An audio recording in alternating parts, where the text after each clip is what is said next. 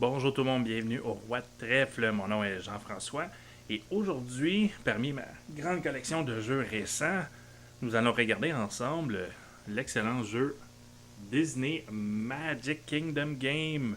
Donc regardez ça, comme que ça a l'air beau comme jeu, mais imaginez ça, c'est juste la boîte. Attendez de voir à quoi ressemble le jeu. Donc allez, venez, on va aller regarder ça. Donc voici ce qui vient dans la boîte de Magic Kingdom. Donc, on peut immédiatement voir que c'est un des plus beaux boards que j'ai vu pour un jeu d'enfant. Le jeu vient avec des superbes pièces en 3 dimensions.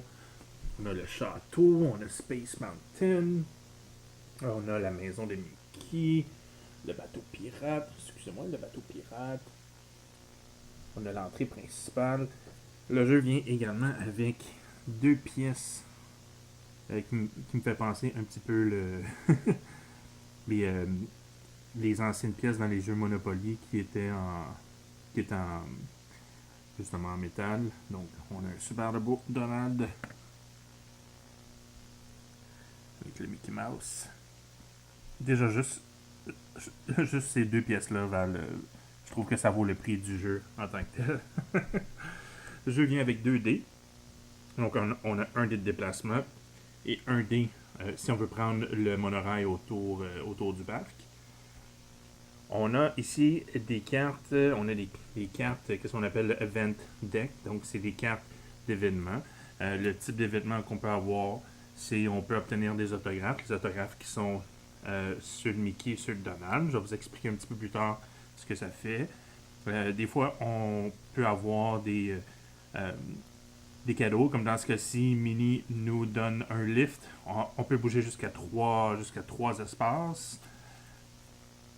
Un autre exemple ici, c'est notre fée marraine nous laisse jouer un autre tour. Donc, c'est toutes des cartes qui vont modifier un petit peu l'aspect du jeu, qui vont vous donner des bonus. Des fois, ça peut être des malus également. Et on a les cartes, ça c'est une des choses les plus intéressantes du jeu, c'est les cartes de location. Puis en fait, ça représente l'objectif du jeu. Le but du jeu, c'est un peu une course autour du parc. Donc, ici, on a les pions de famille. Donc, chaque joueur va choisir un pion. Et il va représenter une famille qui va tenter de faire la course tout autour du parc. Et chaque joueur va avoir une carte de location. On peut voir que toutes les locations sont regroupées par couleur. Donc, la première section ici, en verte, c'est l'endroit qui considère le Adventureland. Donc, on a ici la cabane de Tarzan. On a ici le Jungle Cruise. On a l'attraction des Pirates des Caraïbes. On a le Tiki Room enchanté. Ça, j'aimerais ça aller là. Avec le tapis d'Aladin. The Magic Carpet of Aladdin. Donc ça, c'est des exemples. Une fois qu'on a passé au travers de Adventureland, on peut passer au travers de Frontierland, qui est ici, la section en orange. Puis évidemment, vous allez remarquer que toutes les sections sont toutes numérotées. Puis les numéros correspondent aux cartes ici. Donc on voit que les cartes 7 à 11, ça correspond le Frontierland. Donc on a ici le Big Thunder Mountain Railroad, le Splash Mountain, le Tom Sawyer Island, le Country Bear Jamboree.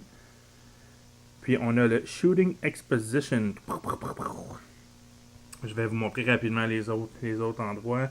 Donc on a ici dans le Liberty Square, on a le Hall des Présidents. On a le Riverboat. On a le Haunted Mansion, la maison de Mickey et Minnie. On a ici The Barnstormer at Goofy's. Oh boy, Wise Acre Farm. Ok, je vais même pas tenter de savoir c'est quoi ça. En tout cas, ceux qui sont déjà été à Disney, si vous êtes capable de m'expliquer c'est quoi, parce que j'ai vraiment aucune idée. Malheureusement, j'ai jamais encore été à Disney. Ça s'en vient d'ici les 2 prochaines années. Je devrais amener ma petite famille là-bas.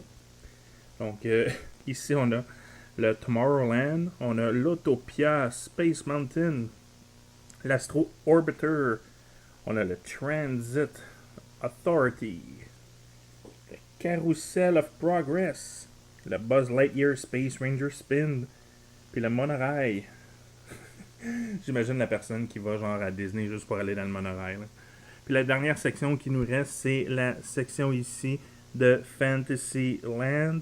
Donc, on a It's a Small World, qui est un des classiques, le Peter Pan Flight, le Cinderella's Golden Carousel, Sleeping Beauty Castle, on a le Mad Tea Party, on a les aventures de Winnie the Pooh, on a le Snow White Scary Adventure, puis le Dumbo Flying Elephant. Donc, toutes les sections que j'ai mentionnées, on peut toutes les retrouver ici, comme on voit. Le numéro 8, c'était le Splash Mountain. Donc, si vous devez vous rendre au Splash Mountain, ben, vous devez vous rendre sur la case numéro 8. Puis là, évidemment, on peut voir encore une fois le board. Je vais vous montrer rapidement. Le board est vraiment magnifique. Une des plus belles planches de jeu. J'adore les morceaux. J'ai aucune idée combien coûtait ce jeu. Ce jeu est sorti en 2002, si je ne me trompe pas. J'ai aucune idée combien coûtait ce jeu, mais parce que j'ai réussi à obtenir une copie usagée de chez Mama Yoki, qui est un des endroits, si jamais vous cherchez des jeux usagés. Mama Yoki, c'est un des meilleurs endroits pour vérifier son stock. Son inventaire est immense. Elle a des super de bons prix. Donc, merci encore une fois à Mama Yoki pour m'avoir fait découvrir ce jeu.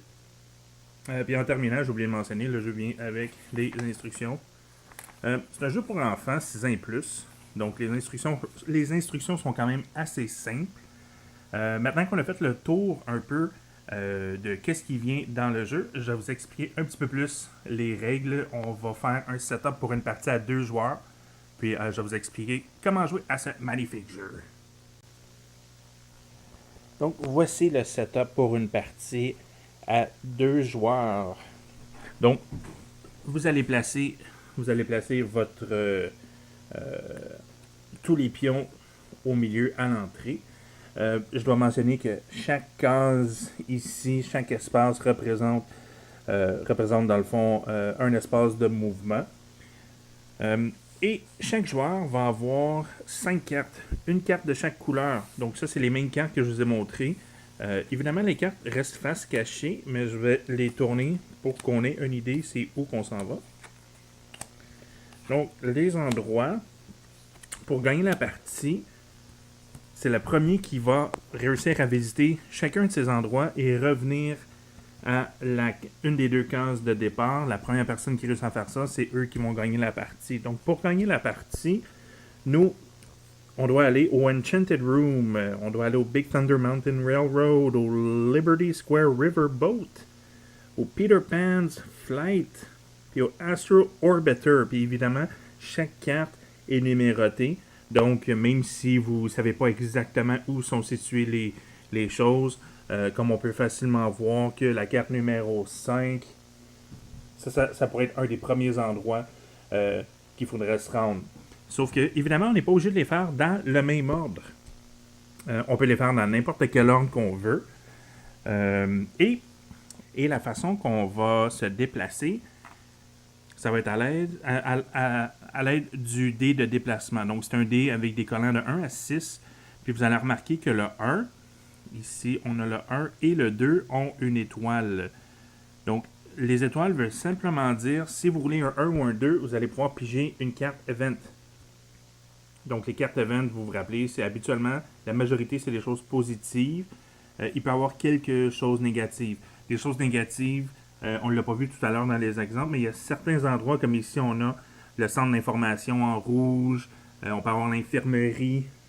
Excusez-moi. On peut avoir l'infirmerie. Il y a d'autres endroits comme l'endroit, le lunch area, par exemple. On peut avoir la parade donc ça, c'est tous des endroits qu'on peut se faire téléporter à cause des cartes événements. Ça peut être positif, ça peut être négatif. Donc, une fois que vous avez roulé le dé, comme dans ce cas-ci, j'ai roulé 3, je vais pouvoir avancer de 3 cases. Donc, 1, 2 et 3. évidemment, le jeu est en 3 dimensions, donc on doit être capable de voir. On voit ici qu'il y avait un espace de caché. Donc, 1, 2, 3, mon tour, il s'arrêterait ici. Là, ce sera à mon adversaire de jouer. Donc, je ne vais pas simuler une partie au complet. Une partie peut prendre environ de 25 à 30 minutes, dépendamment du trajet. C'est comme un rallye. Dans le fond, le premier qui complète toutes ces cartes. Par contre, je veux vous mentionner qu'est-ce qui arrive lorsque vous arrêtez sur soit la case Donald ou la case Mickey. Premièrement, je dois mentionner que peu importe l'endroit où est-ce que vous voulez aller, vous n'êtes jamais obligé de faire la totalité de votre dé. Donc, si par exemple, j'ai besoin de rouler 2 et que je roule 3, je peux m'arrêter à 2. Puis à ce moment-là, si on va simuler que je m'en allais au numéro 5. Comme ici, on voit, j'étais à 2 cases. Donc, je pourrais rouler le dé. Évidemment, je savais que j'allais rouler 1. Je savais que j'allais rouler 1. Je savais que j'allais rouler 3. Donc, j'ai roulé 3 sur mon dé du premier coup. Vous avez tous été témoins.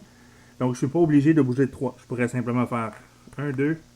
Et voilà, je suis rendu à ma location.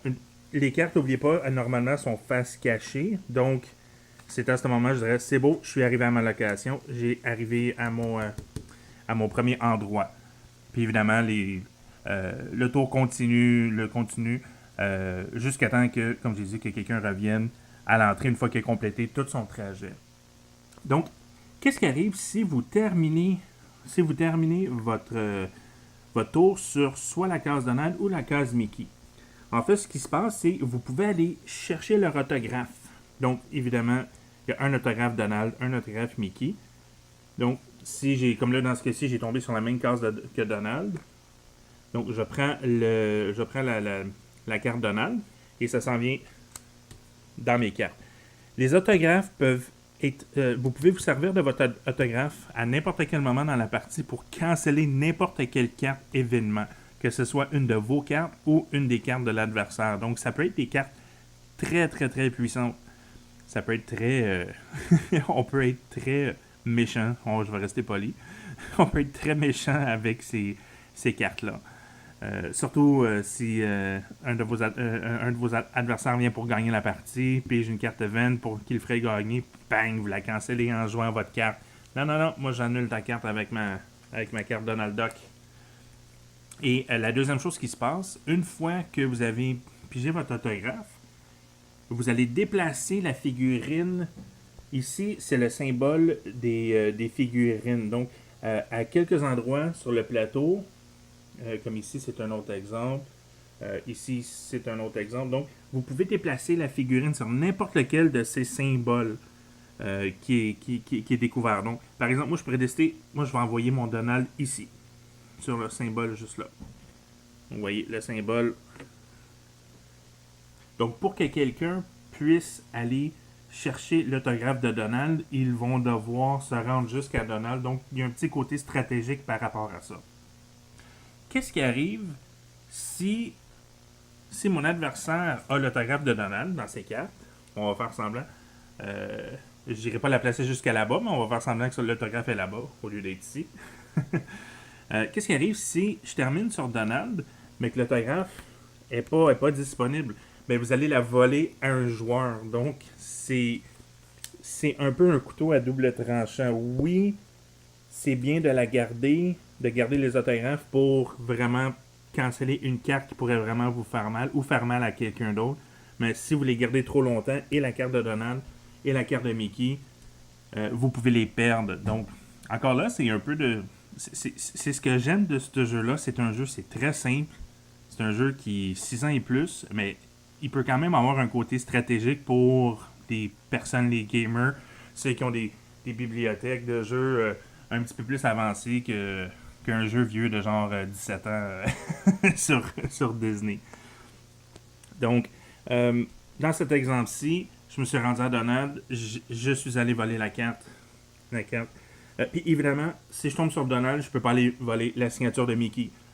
Pour des raisons évidentes. Donc, je vole la signature et je bougerai mon Donald. Je pourrais l'envoyer sur n'importe quelle tuile. Je vais l'envoyer ici. Donc, pour ceux et celles qui me voient aller de gauche à droite, ils voient le dé rouge. J'ai pas encore mentionné euh, qu'est-ce qu'on fait avec le dé rouge. Mais en fait, c'est très simple.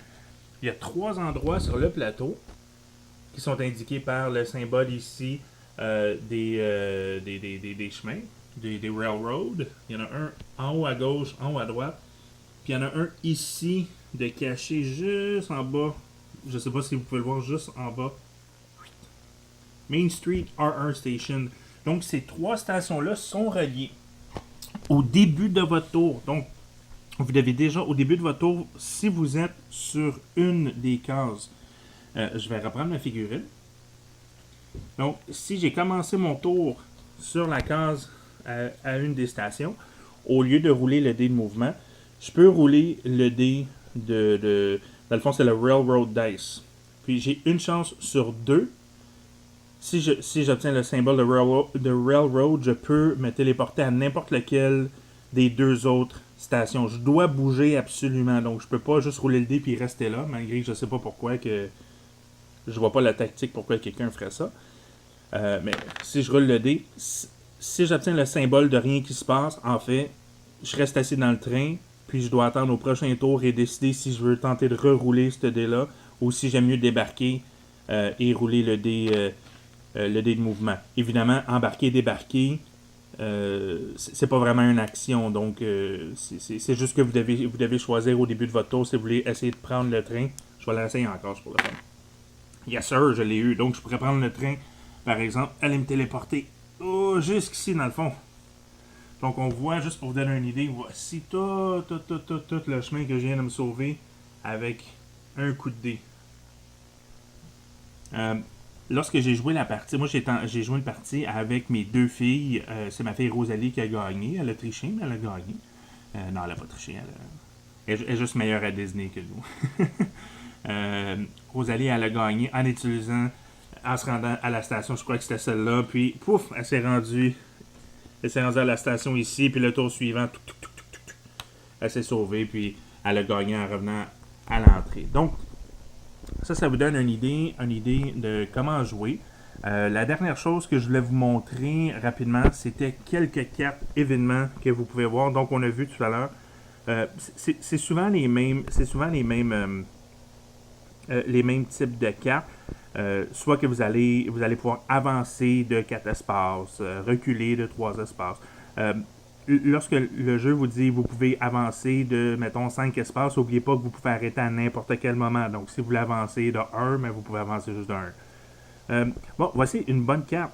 Envoyez n'importe quel joueur à n'importe quelle attraction. Donc, les attractions, c'est les chiffres. Je les appelle des locations depuis le début du vidéo, mais c'est des attractions.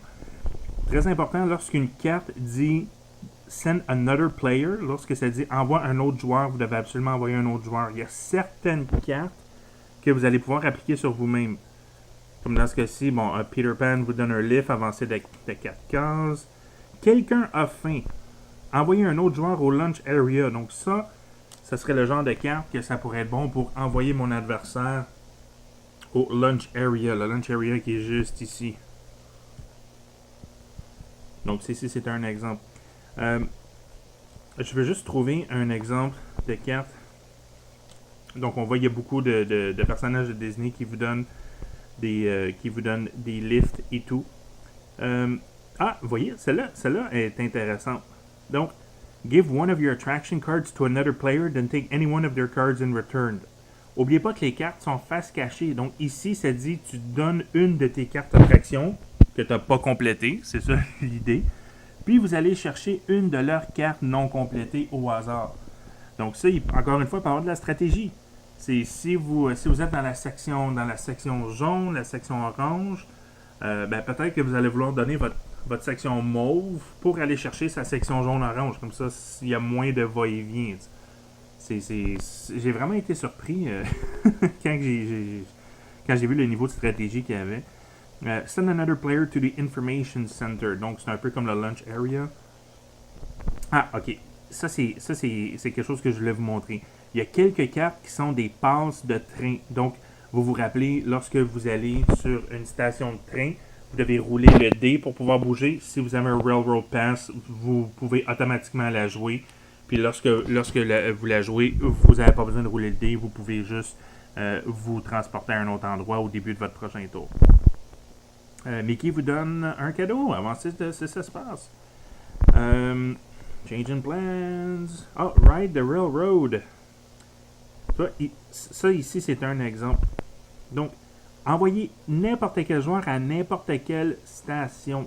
Donc, vous pouvez vous inclure. Lorsque ça dit any player, vous pouvez vous inclure. Versus lorsque ça dit another player, ça doit être quelqu'un d'autre. Donc, ça pourrait être très bon. Si vous voulez vous rendre à une station, mais que vous êtes trop loin, ou si vous voulez envoyer votre adversaire à l'autre bout, vous pouvez dire, oh, maintenant, toi, tu t'en vas là-bas. Donc, vous voyez, il y a un petit peu de... En anglais, on appelle ça du take that. C'est un peu... il y a un petit peu de confrontation. C'est un peu compétitif, mais pour un jeu d'enfant, j'ai trouvé le côté stratégique qui était bon. C'est le genre de jeu que j'hésiterais pas à sortir avec mes chum gamers entre 2 games de Gloomhaven ou... malgré qu'après 2 games de Gloomhaven, on risque d'être pas mal mort. Mais souvent, c'est le genre de petit jeu facile à jouer qui peut être le fun. Donc, c'était un overview du jeu. Maintenant, pour le mot final. Donc, qu'est-ce que j'ai pensé de Disney Magic Kingdom Game? En fait, je suis vraiment, vraiment content de cet achat-là. En fait, moi, en toute honnêteté, je suis pas le plus grand fan de Disney.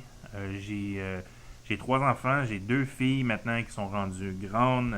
Ils vont avoir 17 et 19 ans. Puis j'ai un petit garçon de 9 mois. Donc, j'ai passé la phase Disney. Gaston is the best, by the way. Hein? Mais là, je me rends compte que je vais devoir tout replonger dans ça. Puis là, en plus, ma femme qui capote sur Disney, je lui ai promis, je l'amènerai à Disney dans 2 ans. Donc, on commence à économiser tout de suite. Ça coûte cher. C'est magique, ça coûte cher. Mais pour ceux que ça intéresse, il existe plusieurs groupes sur Facebook. Je fais partie d'un groupe. Je vais vous placer le lien au groupe. Dans le fond, le groupe s'appelle En route vers Disney. Il y a au-dessus de 15 000 personnes. C'est toutes des personnes qui capotent sur Disney. Fait que si vous aimez ça, je vous recommande fortement d'appliquer si vous ne faites pas déjà partie du groupe. Il y a souvent des posts. Les gens vont à Disney, ils vont prendre des photos. J'avoue que ça donne le goût. Ça donne le goût jusqu'à temps qu'on se rappelle que mais ça coûte cher. Mais c'est pas grave, c'est magique. Puis tout le monde me dit qu'il faut faire l'expérience une fois. J'avais pas prévu faire ça, mais je vais terminer en vous racontant une petite histoire maintenant que vous savez que le jeu vaut vraiment la peine. Si jamais vous réussissez à le trouver, pognez-le, surtout s'il est pas cher. Si vous êtes capable de le trouver en bas de 20$, juste pour les pièces, je pense que ça vaut la peine. Donc, je vais vous raconter une histoire. Quand j'étais jeune, quand j'avais environ 8 ou 9 ans, ma mère m'avait demandé, elle m'avait dit que pour ma fête, je pouvais aller à Walt Disney. Donc, je me rappelle encore, on habitait à Saint-Léonard dans le temps, sur la rue Jamais. Ça fait longtemps. Ça fait très longtemps. Puis, moi qui allais encore à l'école primaire, ma mère qui me dit « Hey, pour ta fête, ça te tente d'aller voir Mickey, d'aller voir Donald? Tu vas pouvoir voir tous tes préférés, La Petite Sirène. » Ouais, La Petite Sirène, c'était mon film préféré. Là. Ouais, ça explique bien des affaires aussi aujourd'hui. Mais c'est ça, puis j'étais « Oh, wow! » Tu sais, puis on aurait tellement un beau moment, pis tout, puis tu sais, j'étais peut-être trop jeune dans le temps, mais aujourd'hui, je la revois dans mes yeux, puis elle avait des étoiles dans ses yeux, puis elle voulait vraiment m'amener à Disney, puis tout. Puis je me rappelle je sais pas pourquoi, mais elle avait terminé sa phrase en disant, tu sais, ça va être un moment magique, on va avoir des souvenirs inoubliables. Ou, à la place de ça, est-ce que t'aimes mieux un ordinateur? Oui, je veux un ordinateur! Fait que j'ai préféré avoir un 486 33 MHz. 486, c'est genre comme avant les Pentium. Tu sais, ça, c'était bon. J'étais capable de jouer Wolfenstein 3D, là, le jeu. Là. Moi, c'est-tu des nazis là, avec les murs bleus? Ah, c'était bon, là, ça venait de sortir. Puis, oh my god. Fait que, C'est certain qu'aujourd'hui, si j'avais le choix, probablement que j'aurais choisi Disney. Surtout que je repense probablement à quel point ma mère était sûrement déçue. Excusez, je devrais pas rire, là, mais. Fait que c'est ça. Maman, si t'écoutes, je suis vraiment désolé. Tout ça pour dire que le jeu est excellent.